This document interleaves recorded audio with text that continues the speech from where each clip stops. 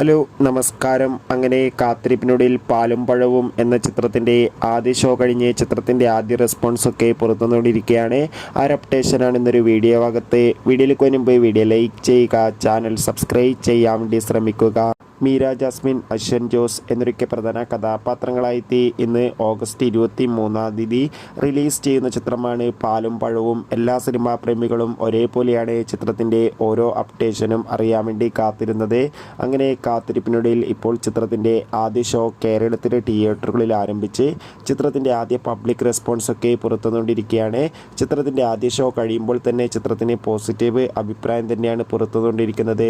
ചിത്രം കാണുന്ന സിനിമാ പ്രേമികളെല്ലാവരും ഒന്നടങ്കം പറയുകയാണ് ചിത്രം ഒരു മികച്ച കോമഡി എൻ്റർടൈൻമെൻ്റ് ആണെന്നും ചിത്രത്തിൽ മീര ജാസ്മിൻ്റെയും അശ്വൻ ജോസിൻ്റെയും നല്ല മികച്ച അഭിനയം തന്നെ കാണാൻ വേണ്ടി സാധിക്കുന്നുണ്ടെന്നും.